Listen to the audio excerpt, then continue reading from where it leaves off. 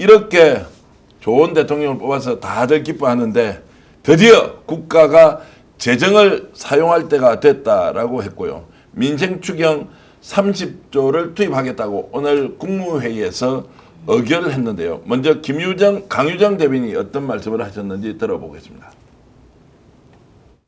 이재명 정부는 최근 경기 부진과 민생의 어려움, 우리 경제가 당면한 현안에 대응하기 위해 30조 5천억 원 규모의 추경안을 편성했습니다.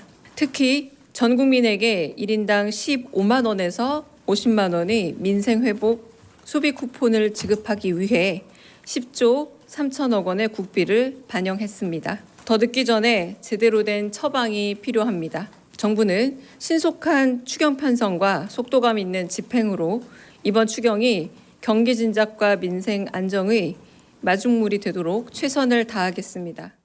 자, 이제 저렇게 했습니다. 일단 환영의 박수를 우리 먼저 드리겠습니다. 대한민국 국민들이 정말로 민생지원금 하루라도 빨리 나와야 된다고 하셨던 분들이 압도적으로 많습니다.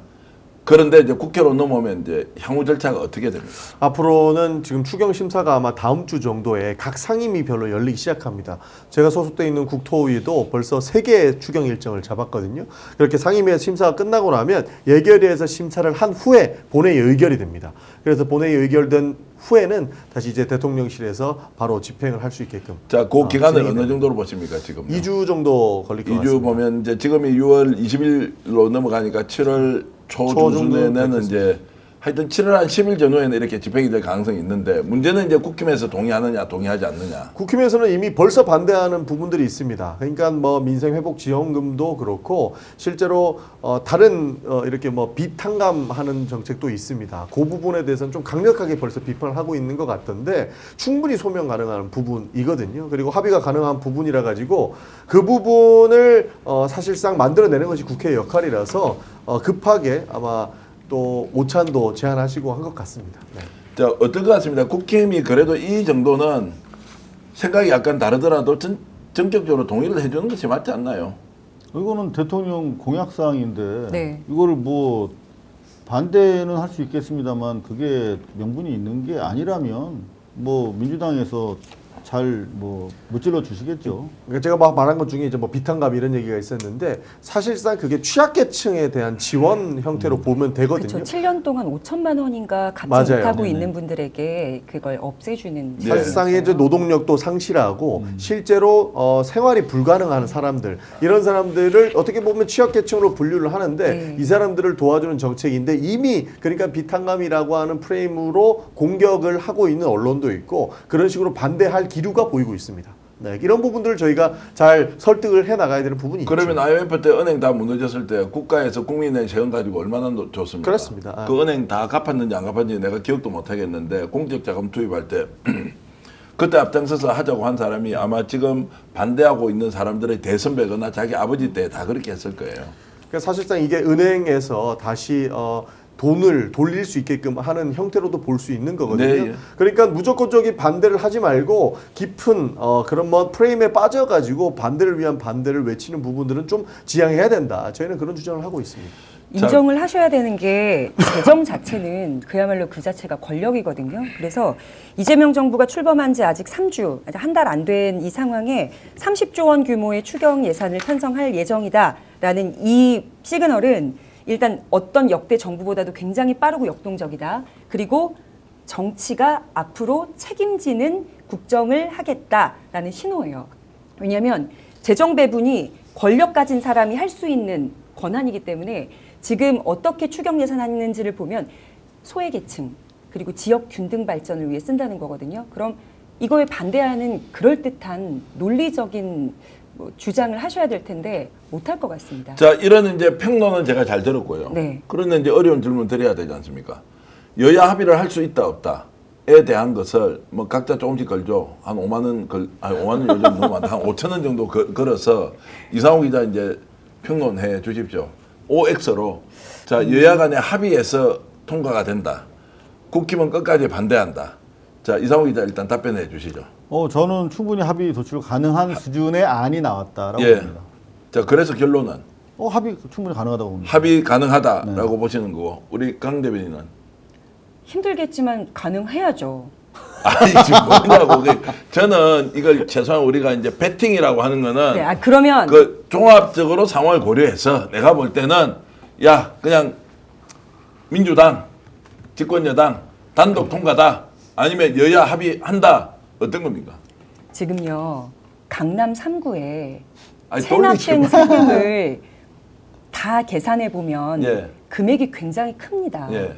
그러면 너네들 지역구 세금 안 낸 거 싹 기한 잡아서 걷어볼까? 라고 하면 유권자들이 난리가 나겠죠.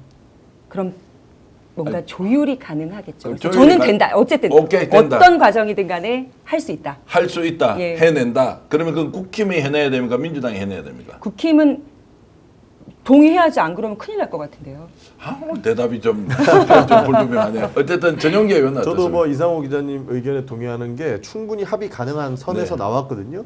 그런데 지금 어떻게든 한탕하려고 하는 모습을 보이고 있습니다. 실제로 김민석 총리에 대한 인사청문회도 사실 떼쓰고 있는 모습을 보이고 있기 때문에 지금 이 추경안도 어떻게 보면 반대하려고 입장을 내고 있는 것 같아요. 그리고 네. 이미 반대 입장을 또 낸 부분도 있는데 저는 충분히 합의 가능한 수준까지 왔다라고 보고 있습니다. 자, 우리 시청자 여러분들께서는 이정우 선생님 합의 안 됩니다. 국힘이 합의하겠어요? 단독으로 해야 합니다. 막내님은 찬성할 정당이 아니다 이런 말씀 주셨고요. 박종호 님도 단독 통과 그리고 원내대표가 송원석 의원이어서 안 될 것 같습니다. 반양님 단독 통과 시킵시다.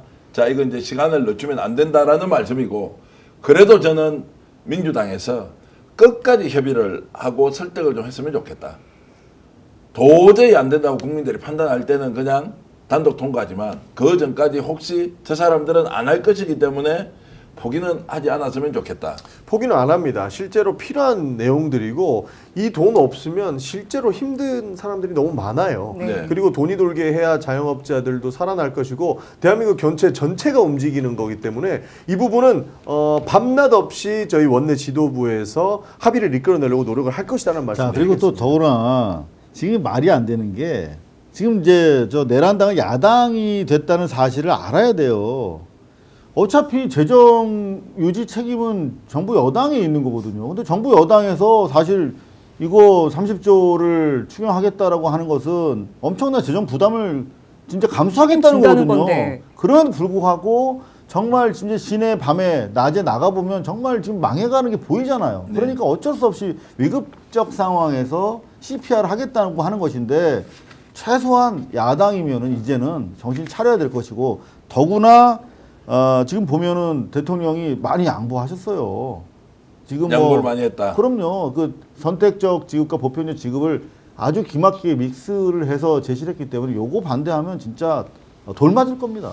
돌 맞을 것이다. 그래도 돌 맞을 것이다라는 전제보다는 끝까지 설득하는 집권 여당의 저는 리더십 또는 집권 여당의 그런 좀 역할 실력을 발휘했으면 좋겠다. 저는 그런 면에서 22일 날 그 여야 원내대표 오찬을 제의하셨고 네. 아마 저기서 거부할 이유는 없는데 예. 대통령이 충분히 오찬을 통해서 마카롱이랑 롤러한테 한 또 테크닉을 보여주실 거라고 생각합니다. 그래서 이제 기능적으로 양쪽이 다 명분을 쌓기 위해서 만나는 것이 아니라 어떤 부분은 치열하게 싸우더라도 어떤 부분은 이것은 전격적으로 집권 여당이기 때문에 정부에서 하니까 우리가 양보하겠습니다. 이러면서 저는 정치가 복원이 됐으면 좋겠습니다. 그리고 국힘도 정말로 다시 태어나야 하지 않습니까? 그런 면에서 기대를 하고 저는 5,000원 합의한다에 걸겠습니다.